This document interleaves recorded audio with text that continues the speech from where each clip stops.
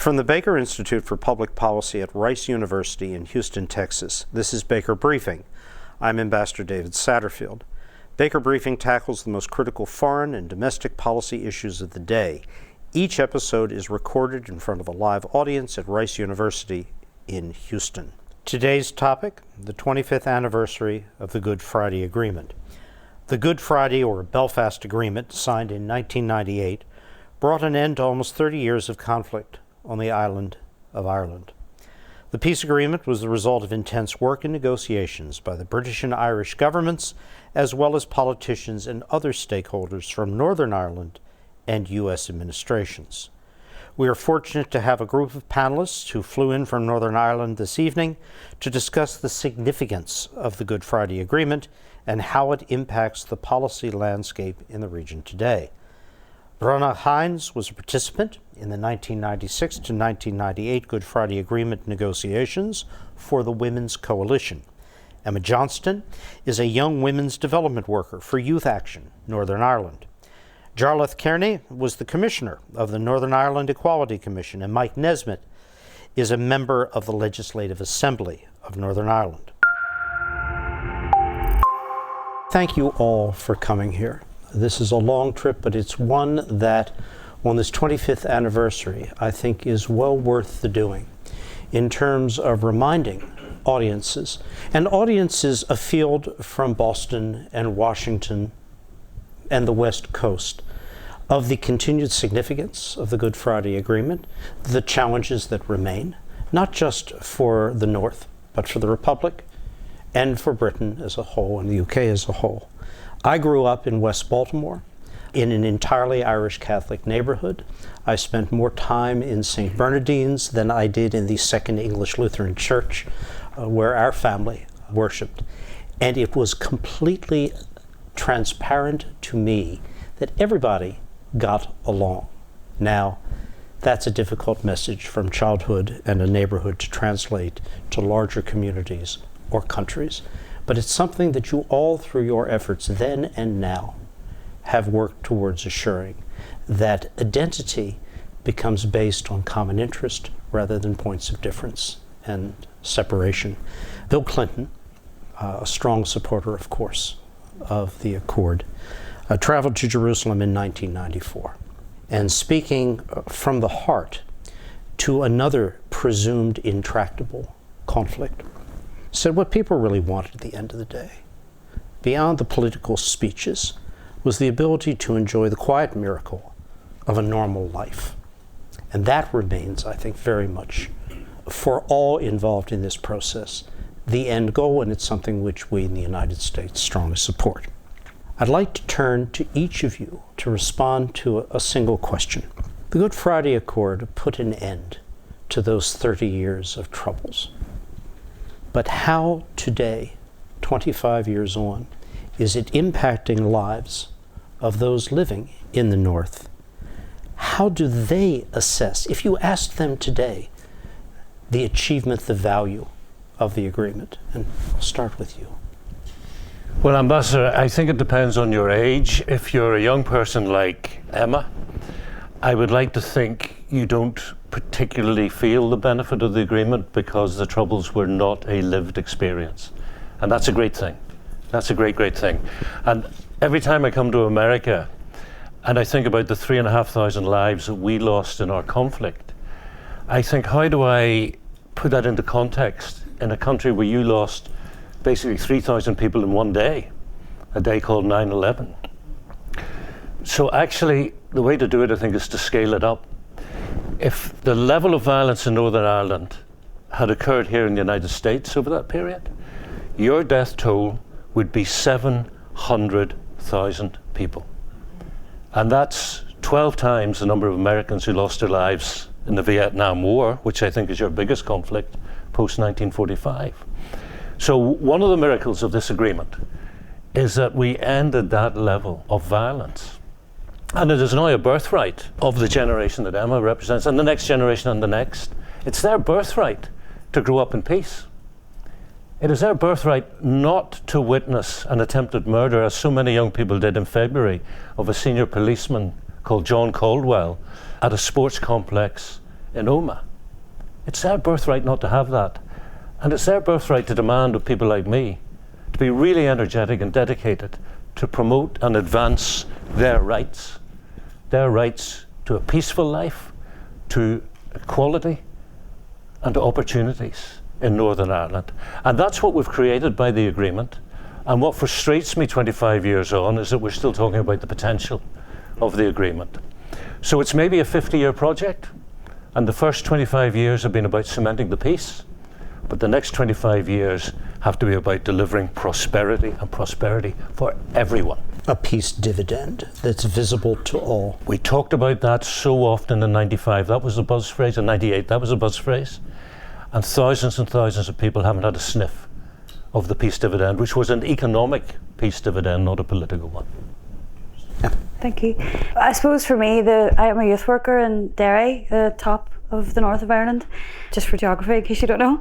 And I work with young people every day. I'm a grassroots youth worker, and we work within the non-formal education system, so not within the schools, trying to provide education to young people who maybe have fallen out of the formal education system for whatever reason, so they're maybe a little bit more at risk.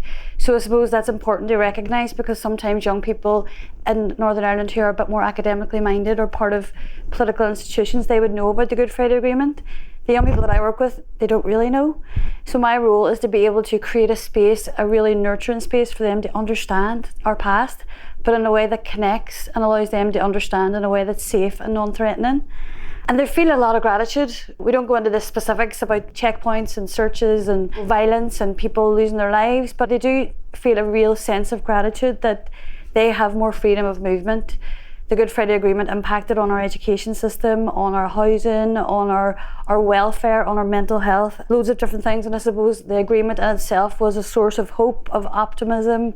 And I suppose for us, now 25 years on, it is definitely something that we want to ensure continues. However, some of the challenges I suppose that exist for young people is they are living with the legacy of the past.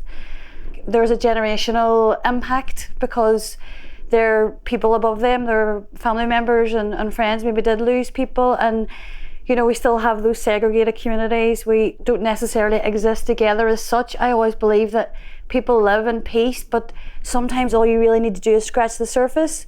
So sometimes people's default position might be religion. So say for example, when the flag protest came out, we're living in peace, everything's great, but then all it takes is that one little thing, like even Brexit, and people may move back into their default position, which tends to be the religion that they're coming from. But in saying that, again, I'm actually contradicting myself. There's just so much hope with young people because they really want the Good Friday Agreement to grow and evolve. They don't necessarily feel part of the political landscape as such in terms of political institutions, but they have passion. They care about mental health, they care about change, they care about the Northern Ireland that we exist in and that we try to live together. So I suppose my point would be that in terms of the Good Friday Agreement, the education maybe isn't there for the young people that live today, but we're trying to build into that how we can move forward and restructure and adapt the political landscape. So the caretakers of the past who were so important, we now build on the future caretakers and the future peace builders so that it can evolve and grow and protect us all, I suppose. Yeah, just to take that point that both Mike and Emma referred to, he's referred to the deaths in American terms and the whole issue of mental health. Just to toss out another figure, in American terms, 7.7 million people were injured or affected by the conflict in various ways. So we're talking about an enormous amount of trauma, and actually having made the peace agreement allows us the time to focus on what we call, and Mike was referring to, the next 25 years. The people who didn't get the attention, why we focused on getting the political institutions, the politicians sorted out, when we focused on getting the men with guns sorted out, to focus on the victims and survivors who actually now deserve the attention along with the young people in terms of moving forward. But I suppose what would I pull out particularly? From someone who grew up and was one of the kind of the founder members of the civil rights movement in the students' movement, was at Bloody Sunday and was the first Deputy Chief Commissioner of the Equality Commission.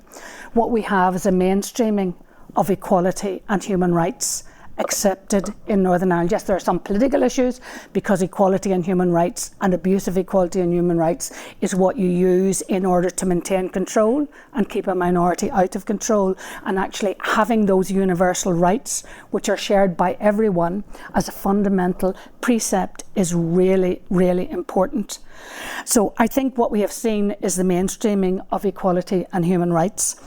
And if I take that forward into the security issue, you will know that our policing situation was about 95% Protestant. And so a huge effort was in moving forward on security was actually to reform the police force into a policing service for everyone, and to make sure that we were integrating all sorts of different people into that police service and make it based on a human rights approach to policing and ensuring it was community-based policing. And that has been one of the successes of the agreement moving forward. And I suppose we're sitting here, and Mike has referred to it, the issue that it's a pity that our government and our assembly is not meeting at the moment. But what we have seen is, when it's working, a functioning government, which we hadn't had for decades and decades before in Northern Ireland, and one that passes legislation, which has been very important. And let me say the fundamental principle of that, which was power sharing, and why I was so delighted, as were my colleagues, to come here to share a platform between the Baker Institute, and we're going to Atlanta to do the Carter Institute, was the fundamental approach to the United States, which was a bipartisan approach, which actually gives us our approach to bipartisanship in government in Northern Ireland. And that's what we have to look forward to. Once we get all our ducks in a row and get them up and running again, the people want it. And so we have hope and ambition for the future, and certainly young people deserve it. Thank you, Bronagh. Charlotte. Thank you, Ambassador. The approach that we can take is to look at both vignettes or anecdotes that give us the evidence of change. And one of those would be 2 weeks ago, the leading intelligence and cyber experts and officials from the United States, the UK, Ireland and internationally met in Belfast, in the centre of Belfast, for a major public conference on cybersecurity organised by GCHQ. That couldn't have happened 25 years ago in Belfast. So there's evidence of real substantive change in terms of the societal fabric in Belfast. But we also heard about the impact of the conflict. More people have died by suicide in Northern Ireland since the 1998 agreement than died as a consequence of the armed conflict.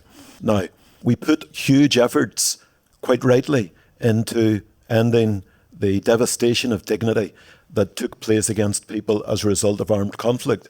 We do not have the same level of priority in our political choices when it comes to issues of social and economic and broader societal need. And I think within that, there's a question mark about how we address both the future, but also the failures that we haven't yet focused upon. I think that my role as an Equality Commissioner, I'm here in a personal capacity, but I see up close the changes that have happened as a consequence of good oversight, good legislation and good law being applied in case law.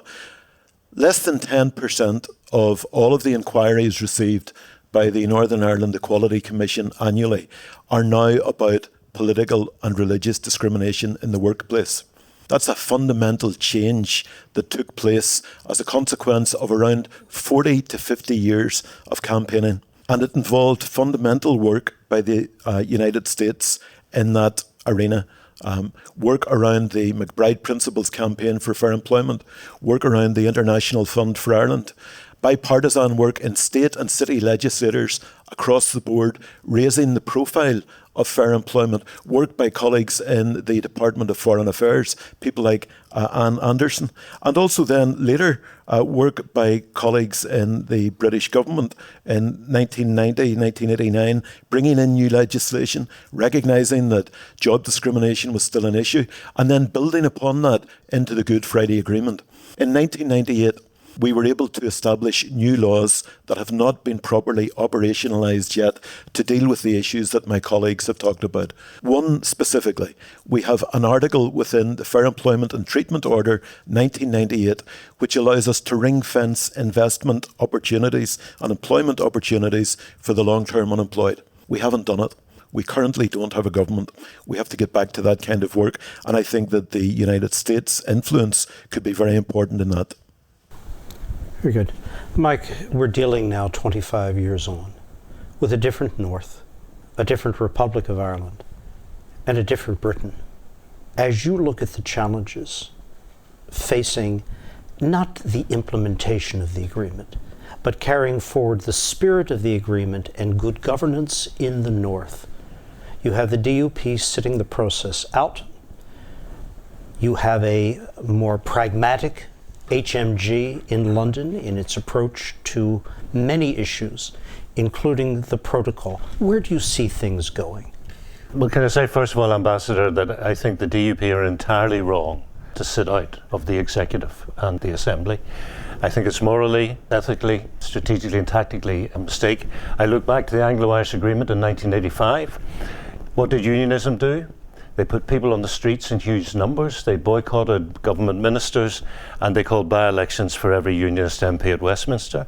The result, people went to prison. We lost every friend we had at Whitehall and Westminster, and we lost a seat in the House of Commons. And that agreement stayed until we negotiated it away in 1998. So the lesson is Brexit was inevitably going to bring something which we call the protocol, because of Europe's absolute fundamental right to protect their single market. So if you don't like it, negotiate it away, because it is a political instrument. And I get very depressed at times because of Brexit. I was leading the Ulster Unionist Party in 2016, and it took me about 3 milliseconds to figure out that whatever it might mean for England or for Great Britain, for Northern Ireland, it was going to be a disaster. Because of trade, there had to be a border, because of Europe's desire to protect the single market, but also because of identity. Because, as was said, the agreement says you can be British, Irish, or both. Robbie made that point. And we all defined it ourselves. Nobody can define it for us. I would go further. The great Ulster poet John Hewitt said, "I am an Ulsterman," which means Northern Irish. They're interchangeable. He said, four identities: Northern Irish, Irish, British, and European. And then he defined why that was important. He said, if you deny me any part of that, you diminish who I am. So you have people in Northern Ireland who say, I'm Irish and European, people in the Republic of Ireland who say, I'm Irish and European, and they feel English nationalism has come in over their head and done what this agreement said couldn't happen. And they've denied them their sense of Europeanness, and that's where the break comes. And we all have to recognise that, particularly unionists. We have to recognise that that is a fundamental blow to this agreement and to the future. And if we can address that, then we've got a chance. I was elected to Stormont in May 2011. Between then and June 16, when we had the referendum, I don't remember a single debate about the constitutional status of Northern Ireland. I don't even remember a conversation in the restaurant or the coffee bar. Since June 16, it's part of the daily political discourse. And that is the issue, and I don't have the solution to that. Here die. Thoughts? Brexit has certainly had an impact on the political ecosystem, but I think that we have a preponderance at times in Ireland to mythologise our narratives and to create narratives that have these particular checkpoints that don't actually exist, because history is a continuum. It's an evolution. And we're now in a period, I think, of slightly more rapid constitutional evolution. But if you look at the number of amendments that have been made to your own constitution, Ambassador, constitutions evolve. The Northern Ireland Act and the 1998 Agreement is effectively a constitution for Northern Ireland. It led to constitutional change within the Irish state. Articles 2 and 3 of the Irish Constitution were reformed under a moment of national self-determination. North and South, it was agreed that Articles 2 and 3 would be reformed so that the firm will of the Irish Constitution is to unite the people. And that is what Irish unity is defined as now within the Irish Constitution. So I think we're in a space where evolution will continue, but I don't think that you can push for the kind of significant earthquake-type border poll referendum and urgent constitutional change that some people talk about in a fairly simplistic way without first looking at the immediate needs of building reconciliation between people who have been affected by terrible conflict over 2 or 3 generations. And I think that in that space, you can then see potentially an avenue that takes us forward. I'm not as pessimistic about the UK government's position now as I would have been a year ago or 2 years ago. I think that a change is happening. I think that people within the UK establishment, in concert with good people in the Irish diplomatic and political core, are getting to grips with the reality that change is happening in Northern Ireland. But the way to do that is through greater bilateral Irish-UK relationship building. And I think a paradigm of 2 states, 1 system. We are going to have 2 states on the island of Ireland for the next generation. There is no massive change about to happen in Northern Ireland's constitutional status. But we do need to build much greater 1 system approaches on the island. And we need to do that within the fabric and framework of the agreement. Yeah, just to say a critical factor, because people often focus on the warring parties or the conflicting views within Northern Ireland. But an absolutely crucial element of this, and Charles has referred to it, is the relationship between the British government and the Irish government. And the wrecking ball has now gone away, and I think the British government has now moved on under the current administration. Because it was the trust building through the Anglo-Irish Agreement, the Downing Street Declaration, the frameworks document, until we actually got to the agreement. And part of that, let's remember, was they both joined the EU, the European Union, at the same time, and it was the creating of that trust building, that relationship between the British and Irish government that was so important in terms of framing the agreement. And both took their eye off the ball, feeling, sat back in the armchair saying, well, the agreement is done, and things went a little awry.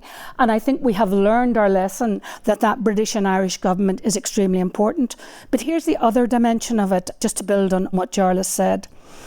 The peace builders, the pathfinders for peace, were the community and voluntary sector and youth sector and people on the ground. And I have done peace building in different parts of the world, and people look to Northern Ireland. We have a richness about community and civic activity, which is absolutely fantastic in Northern Ireland, and we lose it at our peril.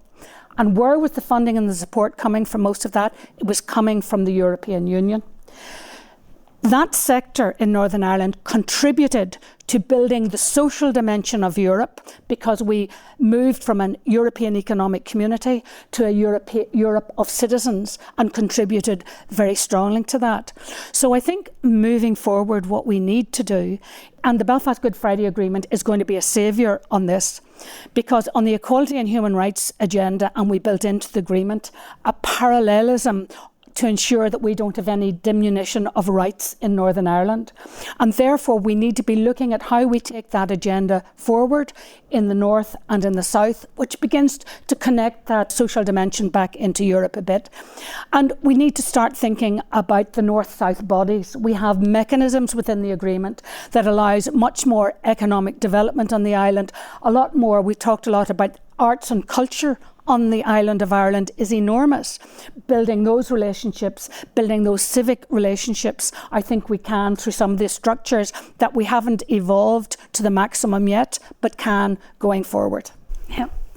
I don't know. I just really want everyone in the room to know, see, Northern Ireland is so amazing. We have such beautiful people. And I think throughout these conversations, we're forgetting about the heart. We're forgetting about the warmth, we're forgetting about the compassion and the people. And sometimes these people are really, my colleagues, amazing people, are really clued in about all this stuff. But when I hear them chat, I worry about how the Good Friday Agreement has become about this. It's become about the political institutions, it's become about the protocol, it's become about the Windsor framework. This is about people. This is about love, compassion, equality, resources, investment, and we have that. And we have the magic, and we've had a lot of supporters throughout the way, but we really need to build an education and the grassroots people, because they're the ones whose futures are being affected every single day.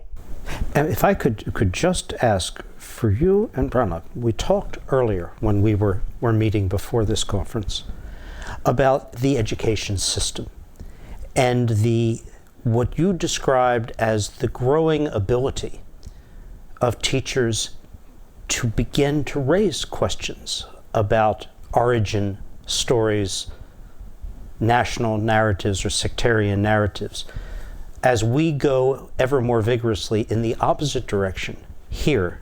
How is this going in the North? For me, anyway, we tend to do it outside of the formal education system. We provide that safe and nurturing space to be able to have those conversations using creative youth work methodologies. If you said to a young person, come on in and we'll talk about history and politics, they'll run a mile. So there's no point in even trying. So for example, recently we've done two things. One is called Pizza and Politics. So basically bribe young people with pizza, it works. We've thought about that approach here as well. You can definitely copy this one. So when we do a hustings event, so these young people are walking in with very little knowledge of the political institutions, and we invite the elected representatives who are going up for voting. These young people don't vote. We have a lot of young people that don't vote. So what we do is, rather than bring them in blind to the space, we have 1 hour, just us, and I get the young people and ask them the question, what are the first words you think when you hear politics? And we do a Mentimeter and the words come up, boring, nothing to do with me, and we have a conversation about it. Next question, what do you think of when you hear voting? And it's very similar. And then I ask, what are the things that you care most about? And then you have mental health, housing, diversity, inclusion, being a young mum, all of those things. And I say, this is all politics. And I get them to come up with 2 questions per table. So when the politicians come in, we have loads of pizza, obviously. And then when the elected representatives come in, we say to them, you've got 2 minutes each, and we'll time you because they love to talk so much. Sorry, Mike. But we'll give you 2 minutes for you to sell. So we want the onus to be on the politicians, not the young people. You tell us why we should vote for you. We give them 2 minutes, and then we ask them the questions. And see, if we didn't have that investment for that first hour, there could be tumbleweed because they don't have the confidence and the capacity to ask those questions. But see, when you unlock their power, and that's what we need to do for young people, they have so much to give and so much to say, but we're not providing the platform for them to do it. And through education, whether formal, informal, non-formal, that's the way forward, I think. And Brennan, on the formal side. On the formal side, yeah. We've had some panels with young people recently, and previously trying to get teachers to teach the current history in schools was finding very difficult. Teachers didn't feel that they were trained enough in it to deal with the difficulties, the questions that came up, or had enough support to do it. And when teachers were doing this, sometimes that they were getting a kickback from the community or kickback from parents and not knowing how to handle that. But now what we have is a growing confidence among teachers to begin to talk about the current issues around the agreement. And I think partly it's because teachers are becoming more confident, but I think it's because the community, they're feeling a kind of a comfort zone around them within the community. For example, the business leaders who were a bit more cautious in speaking out because they didn't want to be seen as being supporting this party or that party, are working collectively more together and making clear their very wishes about moving forward. And the majority of parties, even if they've disagreements on issues like Brexit, are actually, apart from the Democratic Unionist Party, are moving forward together and want to govern. So there's a sense around where people can take this risk and have the difficult conversations. And when young people are vox popped or speaking on panels with young people, they are going back into their houses and they are challenging their households, their parents who were traditional voters, and saying, well, just because you were a traditional Democratic Unionist Party voter doesn't mean I'm going to go and vote that way. I want something different. And presumably other young people are challenging their parents. But I suppose it's really the people who are looking forward, who are moving forward. And what they see is the challenge for them is the party that's holding people back rather than going forward. But I used to be director of the Ulster People's College, which was half in and half out of the formal system. And we had people at the very edges of disadvantaged communities across the community sitting in classes and workshops together. And our curriculum was really focused on community relations, community development, history, culture, identity, human rights, all of those things that were edgy in the conflict. We had people who were former paramilitaries and former prisoners in the class from both sides of the community who'd come into the room and want to leave because they saw their enemy across the room. And by the year of going through a programme, they were able to come and go and meet and go into others' communities and meet. So I think that is a really hopeful sign. And one of the things that we have learned very strongly, we got into the position that we are in because people decided they were going to be divided and not create bridges, not have those conversations. And one of the things that we use as a model is actually finding safe spaces for people to find common ground and the issues that they can agree on politically and be very clear about the issues that they disagree. And same in negotiations, in the talks, because there's no point any other route leaves you down to somewhere you don't want to go because you end up in violence. Mike. In terms of the formal teaching of the conflict, I think there's a major issue in that we have a shared past, but we don't have a shared narrative of that past.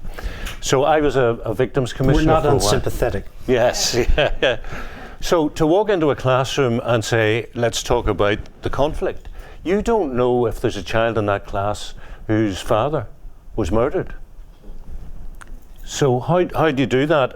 As a victims commissioner, one of the first conferences we held was in the Europa Hotel, and we were working away, and when it came up to the tea break, one of the staff who was serving the tea got extremely upset.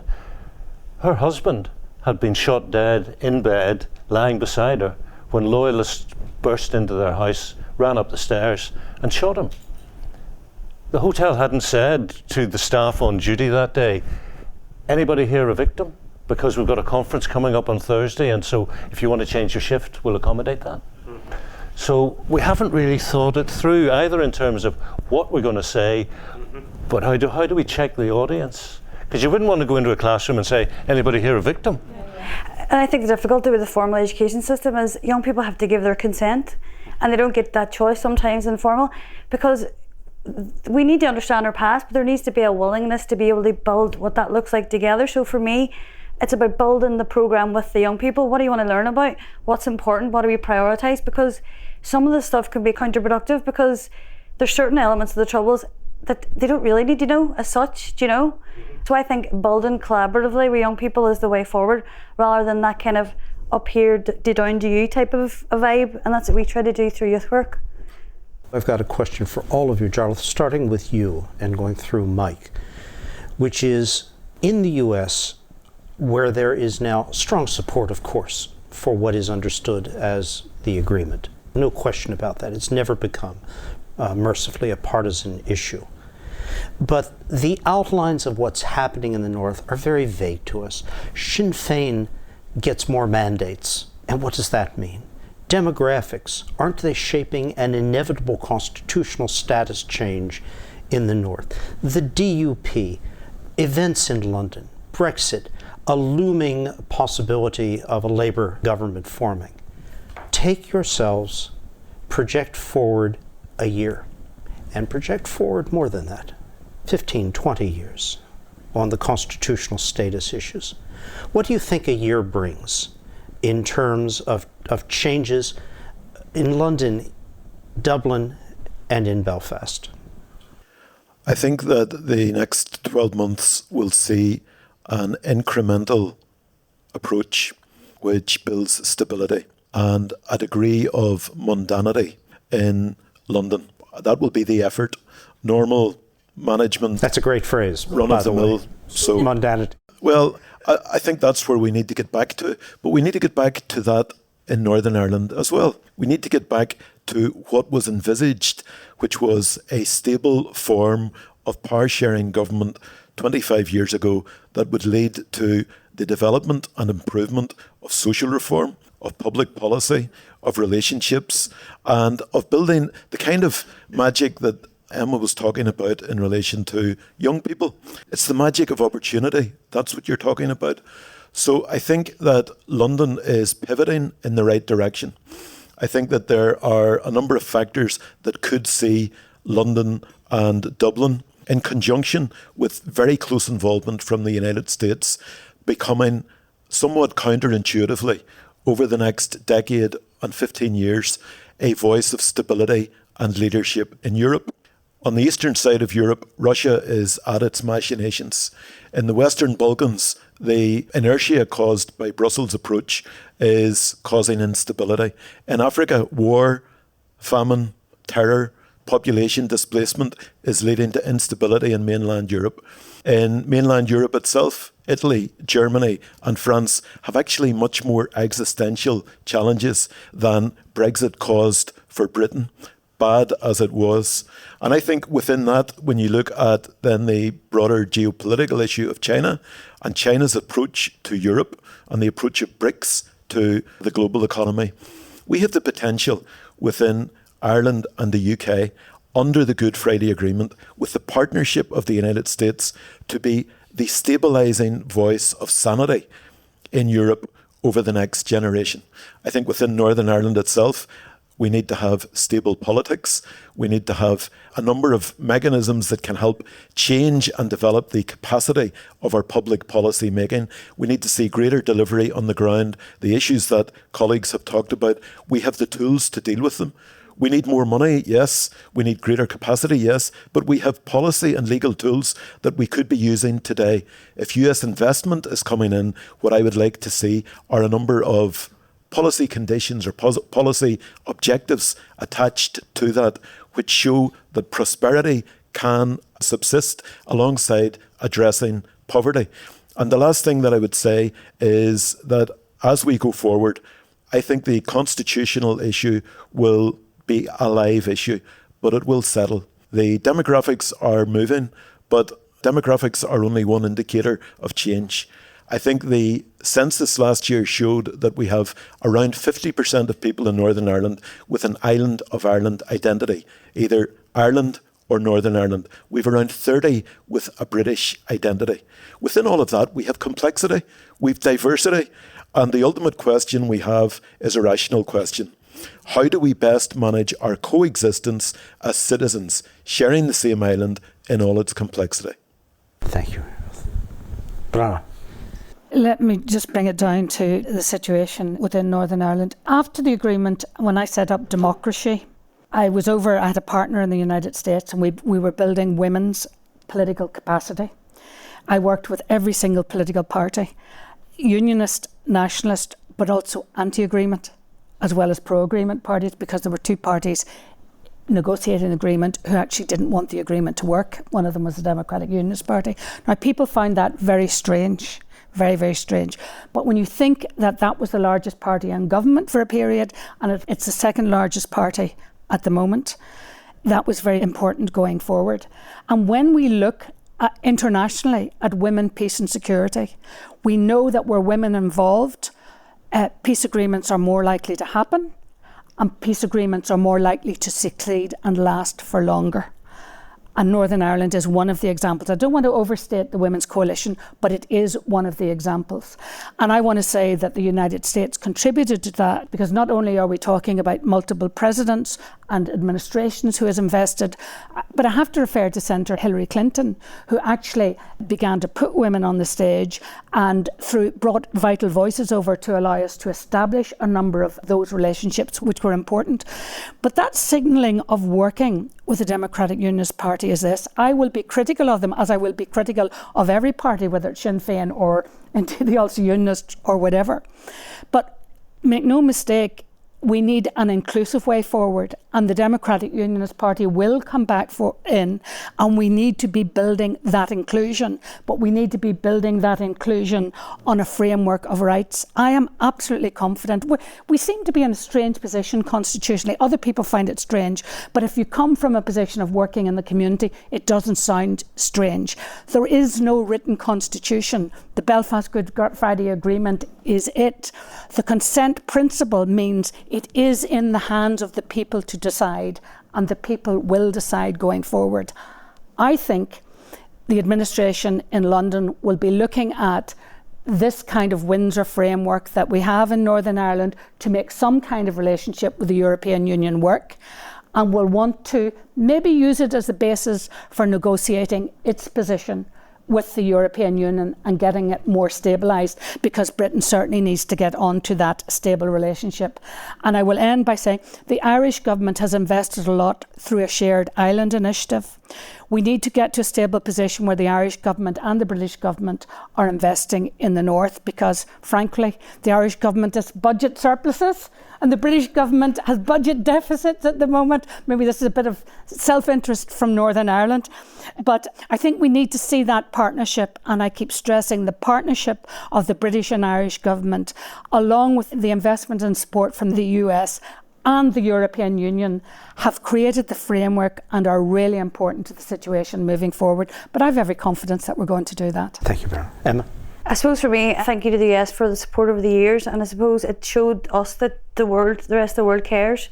But for me, like moving forward, we need to remind young people from across the globe that we are all connected, we are global citizens, and that our actions impact on each other. And I think coming from a very small place like Northern Ireland, I'm trying to get them to lift up their heads and look at models of conflict from other parts of the world, which, like, we're not the only place that exists here. Do you know, we need to show that we care about others. But I'm not going to talk about politics, but for me, my hope is that we continue to build young people under the 3 C's, which I believe the most in. And the first C is compassion. We are all trying to live in this little world that we exist in as human beings, and we all have our backpacks full of all the good stuff and all the stuff that brings us down, and we need to build compassionate leaders in our young people and each other. The second C is collaboration. This event is such a magnificent display of how collaboration really works. Us with the Irish and the British and all of us together here as people. We need to really put our investment in the people that need it the most and prioritise those people, not our politicians, prioritise the people that are in need, and that's most important. And then for me, the third C for young people is critical thinkers. We live in a world of digital media, and young people are not developing their own critical minds. They're listening to influencers and suggestions and believing it's true.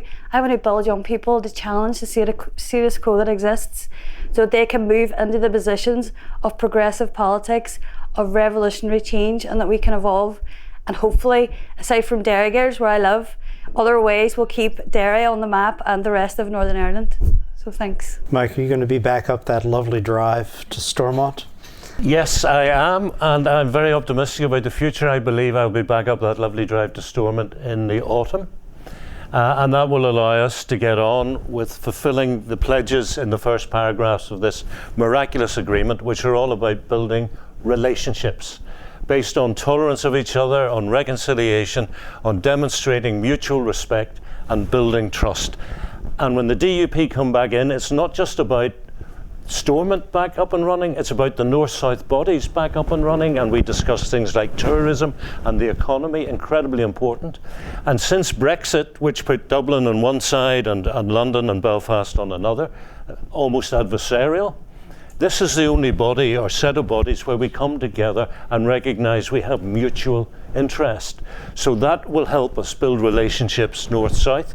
I believe the relationships between Dublin and London are improving, and both sides realise we have to build those relationships. And the relationships between London and Brussels are much better than they have been since June 16 and Brexit. So it's all about building these relationships, focusing on the prosperity of our people, making sure that Emma's generation aren't just given lip service, but are told, don't wait your turn to be the next MLA. Tell us how the current MLAs build Northern Ireland for your future. And my final point would be, those who say the Windsor Framework it opens huge economic opportunities. Well, if that is true, That's going to transform Northern Ireland's economy. We have thousands and thousands of people who are economically inactive, who don't want to be, but they wake up with no sense of purpose in their lives. We get up because we've got things to do. A lot of these people, this is legacy of the Troubles. If we can transform their lives, and it is our duty as politicians to do that, they will also transform our economy. And we've got a win-win situation. And that's where I am dedicating my remaining time in politics, as well as trying to get rid of these terror groups who are now just drug-dealing gangs, who are still lining their own pockets, intimidating people and exercising coercive control on the community. 25 years after the agreement, 29 years after the ceasefires, it's time for them to go. Well, I thank all of you. I'm going to have to depart, but before I do, I'll make a compliment to you and to all of those you work with and have represented in those years that preceded the agreement and in the years that have followed, difficult and frustrating as they have been, which is this conflict was viewed as intractable, as so embedded in fundamental social, economic, and religious divisions carefully cultivated and curated by political leaderships in multiple capitals, that it was not susceptible to resolution. But you have in so many ways proved those assumptions fundamentally incorrect. There are other conflicts around the world which sadly remain as largely intractable. Yours is not. And that is a credit to the courage, to the prolonged commitment over many years of all of you, those who have come before you and those we hope which follow you. But you have our profound regard, respect, admiration, but more than that, I hope, our continued bipartisan support in all meaningful fashion for what still needs to be done. Baker Briefing is brought to you by the team at the Baker Institute for Public Policy. This episode was produced by Victoria Jupp and Shannon Moriarty. AV production was led by Daniel Padilla. Many thanks to Sarah Davidson, the Baker Institute production intern, who assisted with this episode. The Baker Institute for Public Policy provides meaningful policy analysis on the most critical challenges facing Texas, the United States, and the world. It is a nonprofit, nonpartisan policy research organization based at Rice University in Houston, Texas. To learn more, including how you can attend a live podcast recording on the campus of Rice, visit us at bakerinstitute.org. Thank you for listening.